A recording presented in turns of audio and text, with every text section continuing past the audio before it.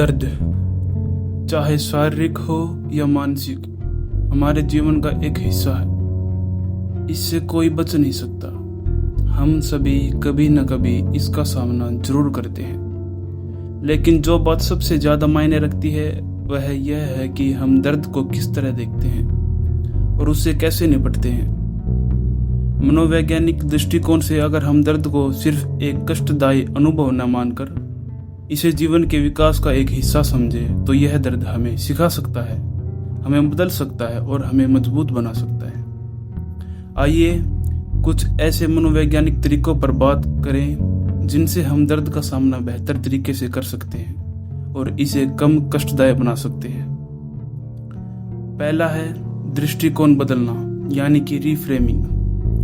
दृष्टिकोण बदलना या रीफ्रेमिंग एक तरीका है जिसमें हम किसी अनुभव को एक नए नजरिए से देखने की कोशिश करते हैं। अक्सर जब हम दर्द का सामना करते हैं तो हम इसे सिर्फ एक नकारात्मक चीज मानते हैं, लेकिन अगर हम इसे एक अवसर की तरह देखें, एक ऐसा अवसर जो हमें कुछ सिखा सकता है, तो दर्द को सहना आसान हो जाता है। उदाहरण के लिए मान लें कि आप किसी बीमारी या चोट से गुजर रहे हैं। यह एक कठिन समय हो सकता है, लेकिन इस अनुभव से आप अपने शरीर की जरूरतों और सीमाओं को बेहतर तरीके से समझ सकते हैं। यह अनुभव आपको अधिक धैर्यवान, सहनशील और मानसिक रूप से मजबूत बना सकता है। इस तरह दर्द सिर्फ एक कष्ट नहीं रह जाता, यह आपके विकास का हिस्सा बन जाता है। दूसरा है ध्यान, मेडिटेशन और माइंडफुलनेस।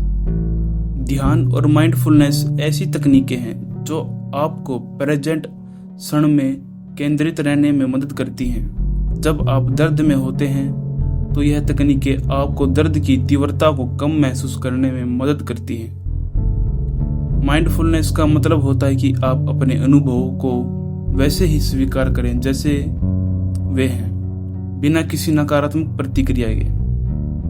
जब आप माइंडफुलनेस का अभ्यास करते हैं तो आप दर्द को सिर्फ एक शारीरिक अनुभव की तरह देख पाते हैं, बजाय इसके कि इसे एक भावनात्मक बोझ समझें। इससे आपको दर्द को बेहतर तरीके से सहने में मदद मिलती है। नियमित ध्यान का अभ्यास भी आपके दिमाग को शांत रखता है, तनाव को कम करता है और आपको मानसिक स्वास्थ्य बनाए रखने में सहायता करता है। माइंडफुलनेस शुरू करने के लिए आप रोज सुबह या शाम कुछ मिनटों का समय निकाल सकते हैं।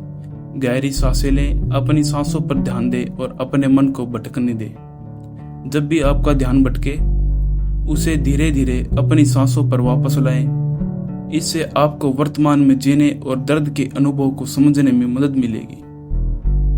तीसरा है व्यक्तिगत अर्थ खोजना, यानी कि फाइंडिंग पर्सनल मीनिंग। दर्द का अनुभव तब अधिक सहनशील हो जाता है जब आप उसमें कोई व्यक्तिगत अर्थ खोज पाते हैं। कई बार दर्द के पीछे कोई उद्देश्य छिपा होता है जो हमारे लिए महत्वपूर्ण हो सकता है। उदाहरण के लिए, अगर आप किसी कठिन दौर से गुजर रहे हैं तो आप इसे एक ऐसे अनुभव के रूप में देख सकते हैं जो आपको और अधिक मजबूत और सहानुभूतिपूर्ण बना रहा है। मान लीजिए कि आप एक लंबी बीमारी से जूझ रहे हैं। हो सकता है इस दर्द के अनुभव से आप दूसरों के प्रति अधिक संवेदनशील हो जाएं या अपनी आंतरिक शक्ति की खोज करें। जब आप दर्द के पीछे कोई व्यक्तिगत मकसद या उद्देश्य देखते हैं तो यह दर्द को सहन करना आसान हो जाता है। हर दर्द के पीछे एक सबक हो जाता है। इस सबक को पहचानना और इसे अपने जीवन के उद्देश्य से जोड़ना महत्वपूर्ण है।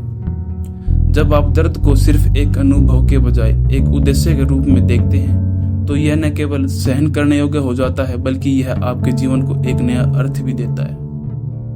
चौथा है सकारात्मक आत्मचर्चा, पॉजिटिव सेल्फ टॉक।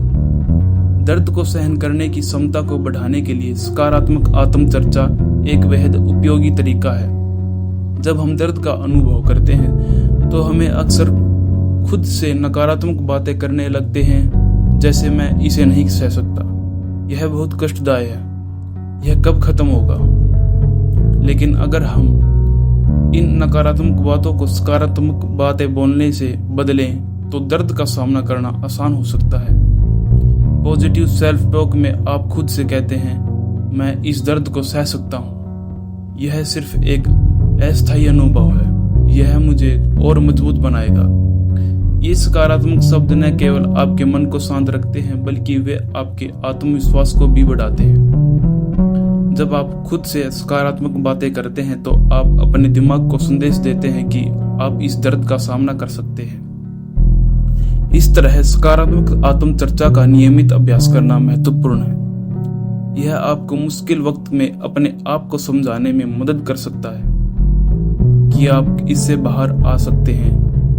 यह एक शक्तिशाली तरीका है जो आपकी मानसिक शक्ति को बढ़ाता है और आपको दर्द को सहने में मदद करता है।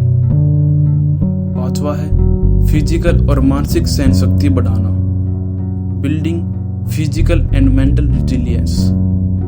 दर्द को सहने के लिए फिजिकल और मानसिक सहन शक्ति का निर्माण करना बेहद जरूरी है। नियमित शारीरिक व्यायाम जैसे योग, दौड़ना या तैरना न केवल आपके शरीर को मजबूत बनाता है, बल्कि आपके दिमाग को भी स्थिर और मजबूत बनाता है। जब आपका शरीर फिट होता है तो आप शरीर दर्द को बेहतर तरीके से सहन कर सकते हैं। मानसिक सहन शक्ति भी उतनी ही महत्वपूर्ण है। इसके लिए आप ध्यान, माइंडफुलनेस और सकारात्मक आत्मचर्चा जैसी तकनीकों का अभ्यास कर सकते हैं। ये तकनीकें आपको मानसिक रूप से तैयार करती हैं और मुश्किल समय में धैर्य रखने में मदद करती हैं। आप अपनी सहन शक्ति को बढ़ाने के लिए छोटे छोटे लक्ष्यों को तय कर सकते हैं, जैसे रोजाना कुछ मिनट ध्यान करना, योगाभ्यास करना या सुबह की सैर पर जाना। ये छोटी आदतें धीरे धीरे बड़े बदलाव ला सकती हैं और आपको दर्द को सहन करने में मदद कर सकती हैं। 6वां है समर्थन प्रणाली का उपयोग, यूजिंग सपोर्ट सिस्टम। किसी भी दर्द से निपटने के लिए एक मजबूत समर्थन प्रणाली का होना बहुत जरूरी है।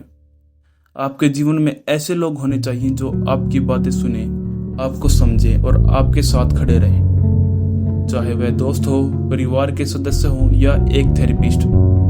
अपने दर्द और भावनाओं को किसी के साथ साझा करना आपको बहुत मदद कर सकता है। जब आप जानते हैं कि कोई आपके साथ है जो आपके दर्द को समझता है, तो दर्द को सहना थोड़ा आसान हो जाता है। इसलिए खुद को ऐसे लोगों से घेरें जो आपको सकारात्मक ऊर्जा दे पाए, आपके साथ हंसे, रोए और आपको दर्द के इस सफर में समर्थन दे। थेरेपी और काउंसलिंग भी एक अच्छा विकल्प है। यह आपको अपने विचारों और भावनाओं को समझने और उनसे निपटने के बेहतर तरीके खोजने में मदद करती है। जब आप अपने दर्द को समझते हैं और उसके पीछे के कारणों को जानते हैं तो इससे निपटना आसान हो जाता है। दर्द को अनुभव करने का तरीका इस बात पर निर्भर करता है कि हम उसे किस दृष्टिकोण से देखते हैं और उससे कैसे निपटते हैं। अगर हम इसे एक सीखने का अवसर, एक मानसिक अभ्यास या एक व्यक्तिगत उद्देश्य के रूप में देख पाते हैं तो यह हमें और अधिक मजबूत, समझदार और संतुलित बना सकता है। दर्द को पूरी तरह से टाला नहीं जा सकता, लेकिन इसे समझने और इससे सीखने का तरीका हमें इसके साथ बेहतर तरीके से जीना सिखा सकता है। जब हम दर्द को एक नई दृष्टि से देखते हैं तो यह केवल एक कष्ट नहीं रह जाता,